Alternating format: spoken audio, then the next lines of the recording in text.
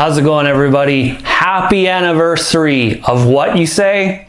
It's the 2nd year anniversary of a celebration of freedoms and rights. A celebration of freedoms and rights had their first event in Surrey along the Guildford Mall Street 2 years ago today, May 2nd, 2020. Happy anniversary. So, to kind of celebrate this momentous occasion, I thought it would be a good idea to just kind of take a journey through the history of a celebration of freedoms and rights. You know, before it was kind of co-founded, the earliest incarnations of the protests, some logos, and then how we got into, you know, the protests to the rallies, pretty much everything that celebration of freedoms and rights kind of was involved with from beginning to, you know, kind of not the end, but just, you know, to a point in December 2020. Take a kind of progression through time of everything celebration of freedoms and rights was involved with. So, without further ado, let's take you on the celebration of freedoms and rights journey. Here we go. Okay, so back in March, April 2020, you know, as you know, the lockdowns were progressing, as the restrictions were coming in, you know, I was doing a few videos on Facebook saying, you know, showing the history of the media, history of the government, saying, you know, we got to question these types of things, whatever they, you know, portray to the public. We need to question it. You know, have they been lying before? Yes. Would it stand to reason they could be lying again? Yes. And, you know, the more as the restrictions and lockdowns went on, I was like, you know what, I want to do something. I want to do something against this. I didn't just want to sit back, you know, on my couch or whatever and just watch all the stuff unfold. I wanted to do something. And as I was, you know, watching a lot of, you know, kind of not news, but a lot of stuff on Facebook, came across a protest that was happening March, April 2020. It started off with a woman doing, you know, some videos every weekend, and it started off kind of like on a corner of an intersection somewhere in Vancouver, I'm not sure where. And, you know, over the few weeks, the group got bigger. They started, you know, protesting more. They started doing marches more, and it was inspiring in a way. This was, you know, kind of end of March, beginning of April.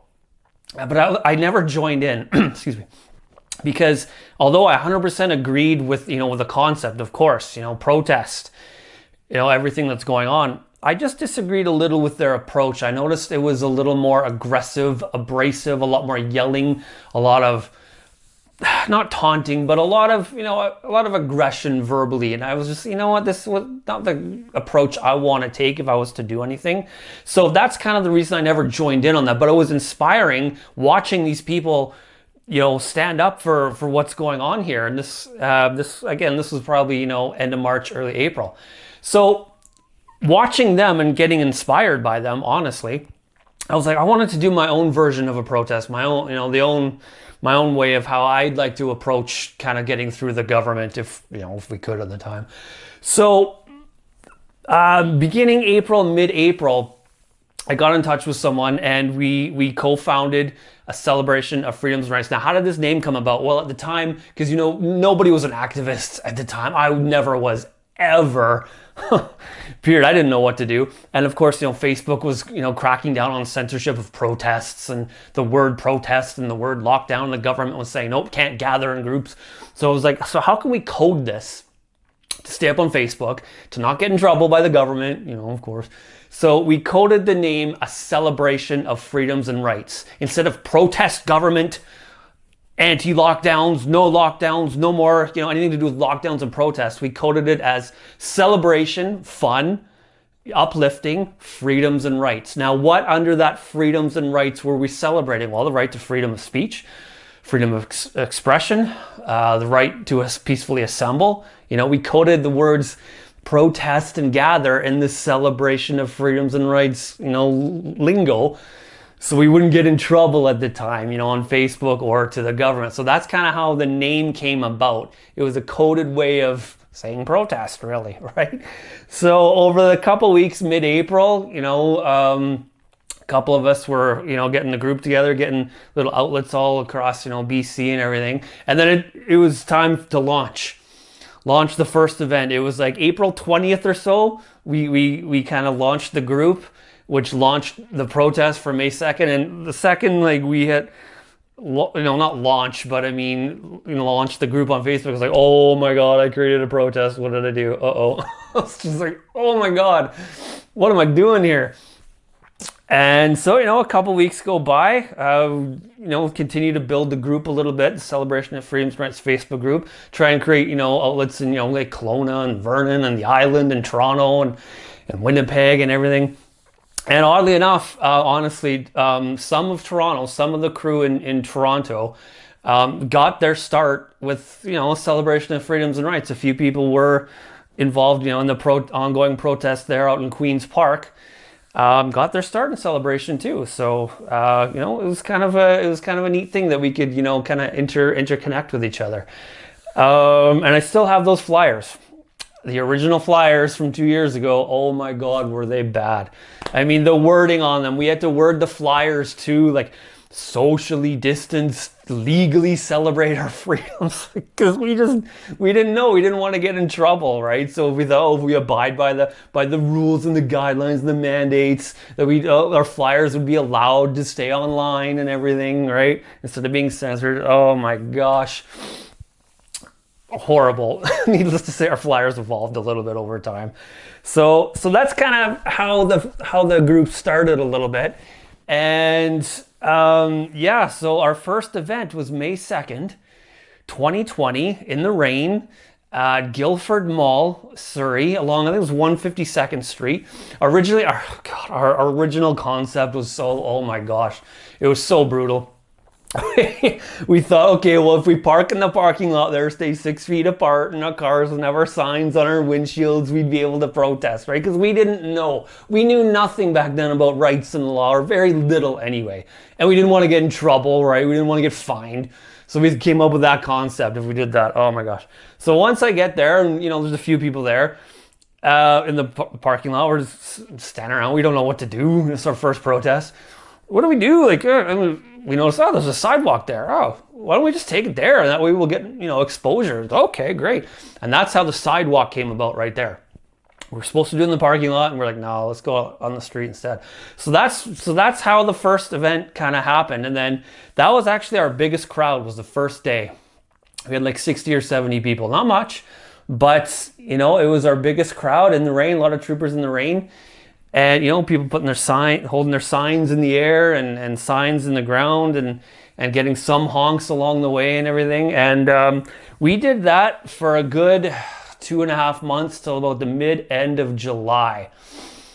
And you know what? A lot of friendships were made. A lot of networking was done there. A lot of people, that was their first event, first protest to come out to.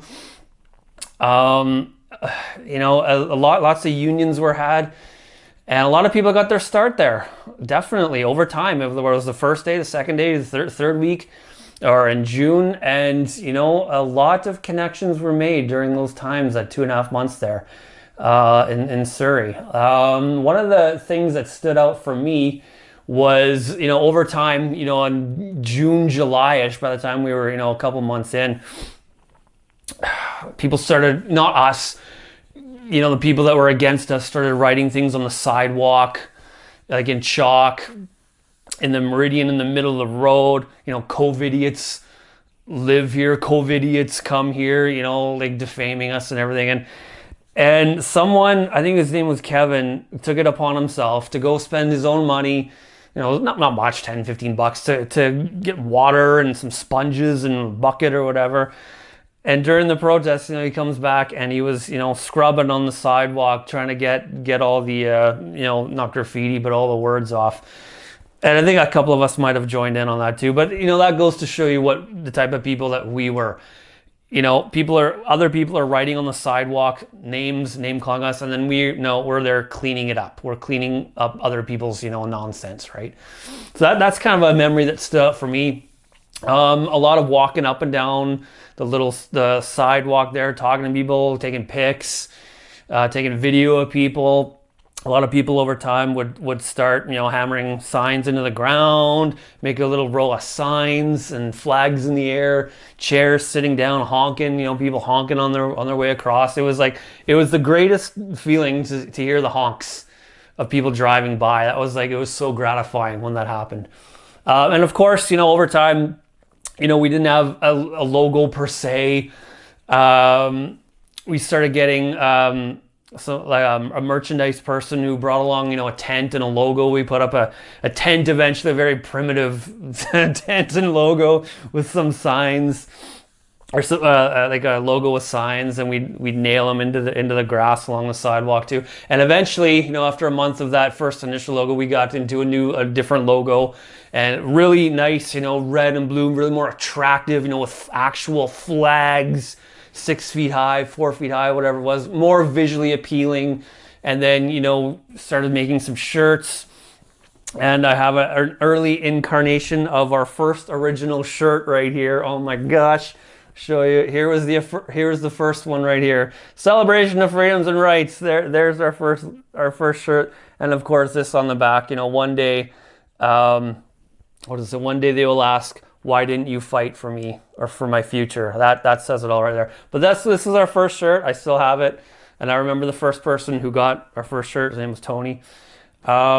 So, and then, yeah, we kind of, got progressing a little bit more, a better logo, more tents, some shirts for sale. And, but at some point it just became, we got all we could get out of it. We weren't getting anywhere. Gathered as many people as we could. We weren't gaining any more people. So it was time to kind of move on from that. End of July, end of July, we kind of moved on. But before that happened, July 19th, March to Unmask, 17 cities across Canada happened. And the way this came about was, in June, various cities across Canada were starting to put in mask mandates at work. Public places indoors, libraries, gas stations, it wasn't in BC yet, but it was happening in Calgary and others, I think maybe in Ontario. This was in June. So I came up with an idea to do like a march. Let's have some marches to raise awareness against mask mandates. I was like, how do I do this? So I got in contact with various people across Canada. And, a bunch of us made this work. It wasn't just one or two, three of us. There was people, making a Facebook group for it, interconnecting all the pages, interconnecting all the pages together, and word spread and more cities came. It was like, first it was like Vancouver, and then it was Calgary and Toronto, and then like Cornwall, I think Hamilton, the island, Winnipeg, like St. John's. It was all these cities were joining in.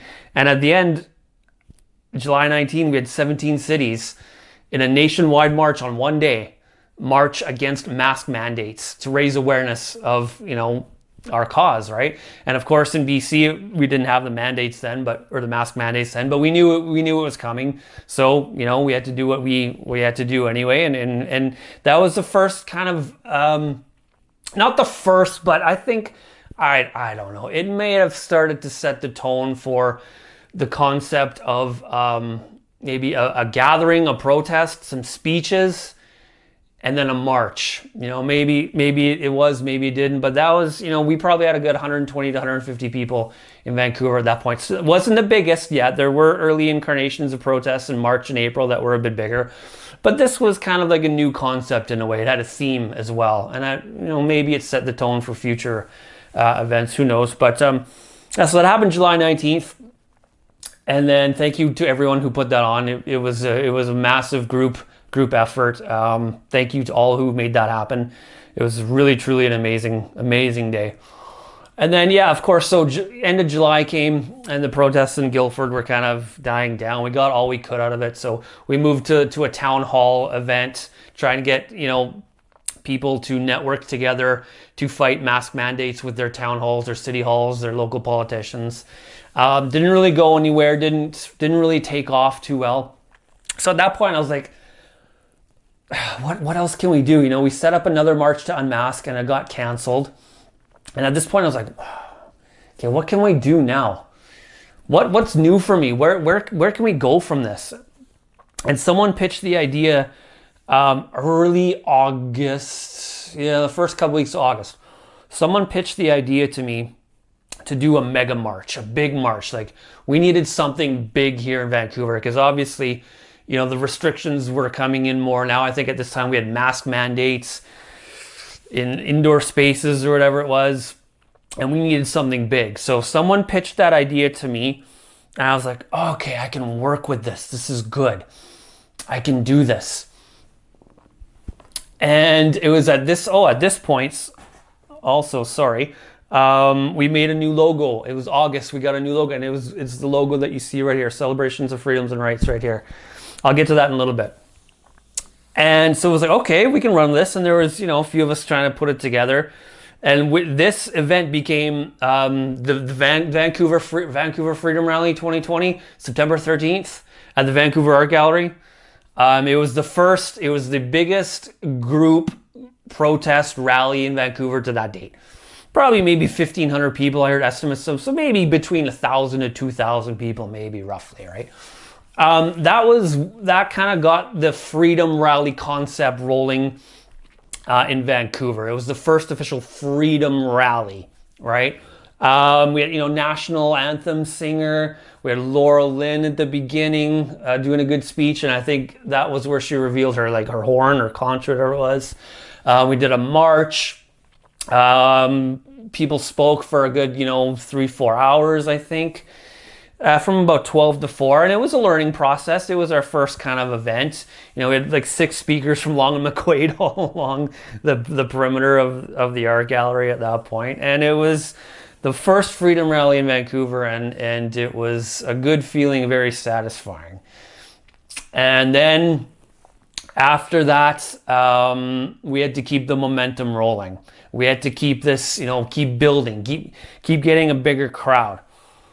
And at this point, it was like, okay, let's make this, more inclusive. Let's make this bigger. So at that point, it was like within a day or two after, it was like September 15th. I'm like, nope, I'm not going to rest. I'm going to keep this going. So that's when I came up with the concept of, I think it was the BC Mega Freedom Rally. BC Freedom Mega Rally, BC Mega Freedom Rally. And that was to take place October 17th and 18th. It was 2 events.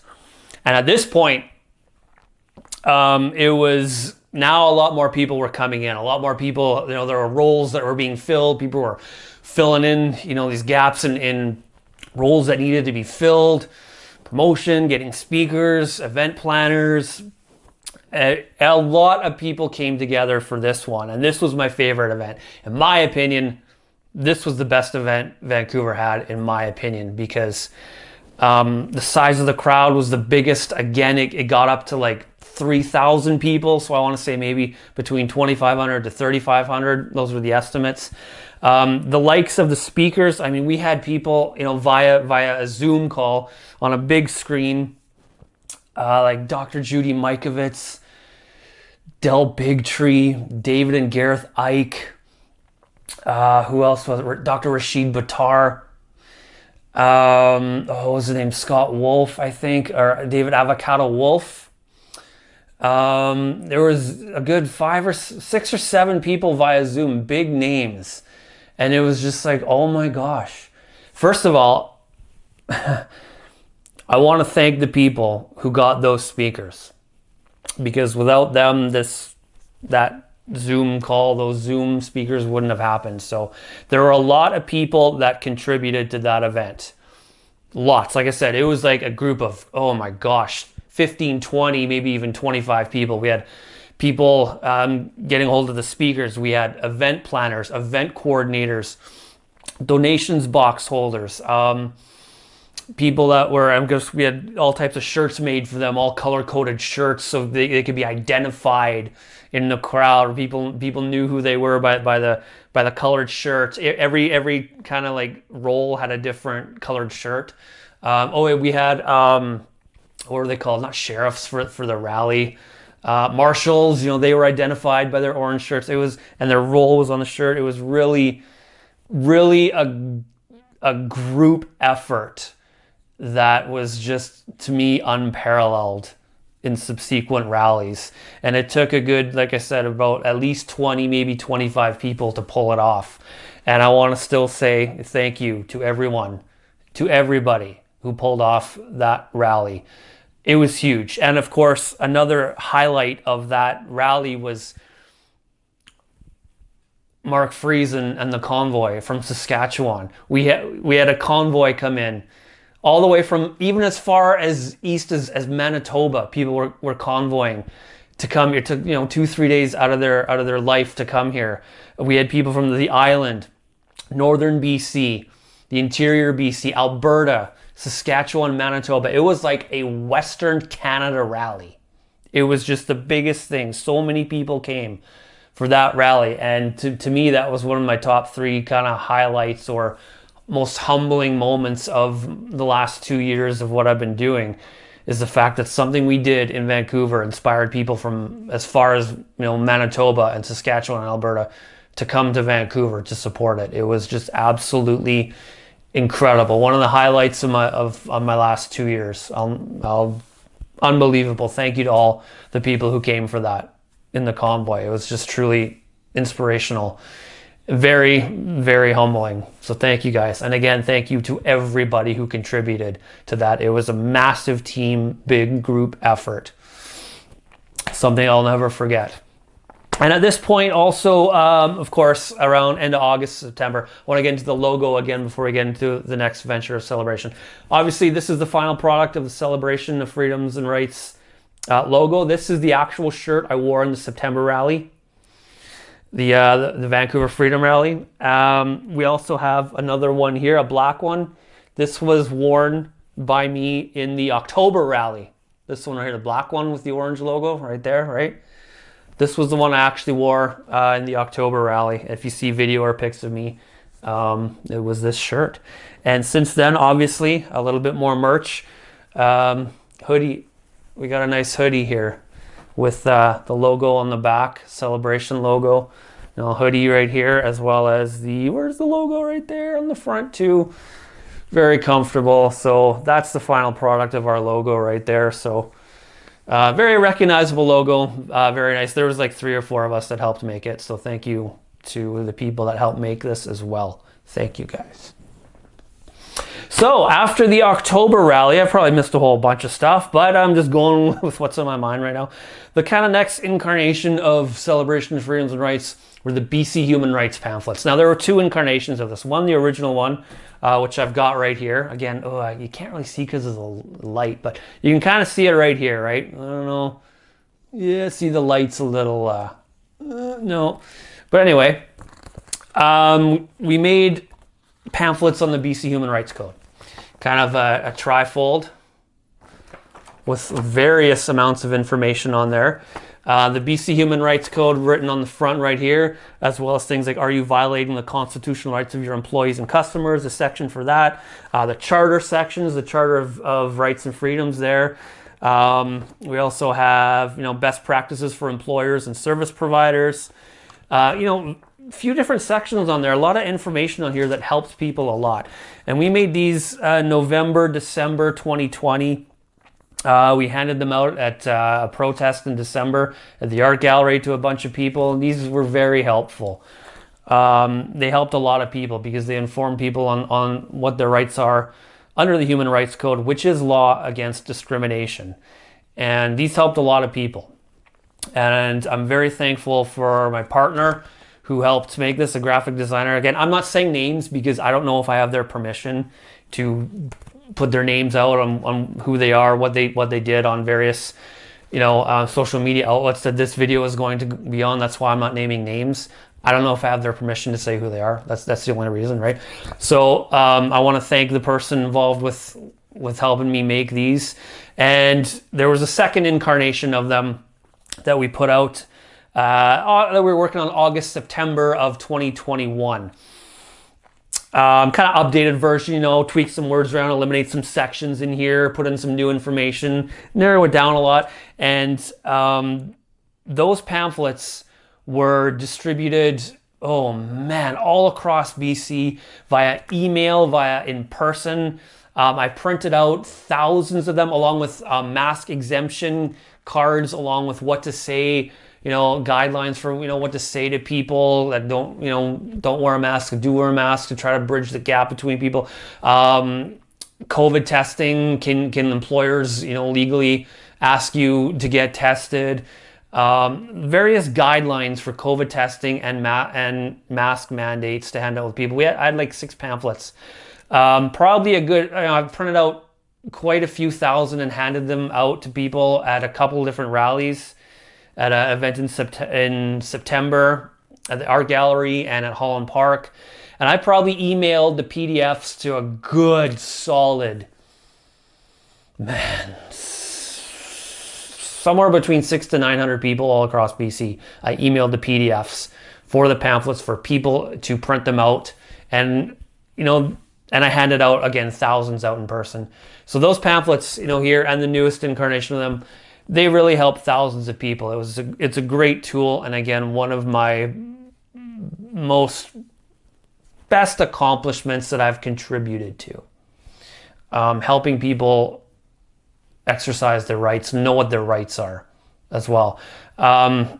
These probably helped a lot of managers, a lot of business owners, and a lot of customers, and a lot of people like you and I know what their rights are under the Human Rights Code, which is a law. And I did get a lot of feedback over the months about, how much it helped them with their business as a customer. So to all who use these, thank you. Thank you very much. This is a tool for everybody. And I know they helped a lot of people, and thank you all for using them. Again, probably one of the best tools to come out of the last couple of years. And I'm not just saying that just because it's something I was involved in. When you know what your rights are, when you know what the law is, you have power. And knowledge is power, power is knowledge. So thank you all for using them. And something I'm very proud to have been a part of. So that was kind of the history of a celebration of freedoms and rights there for you. A little bit of everything that was, people were involved with, what we did. And 2 years ago today, it all started. And it's just, wow, I can't believe it's been 2 years. 2 years since it started.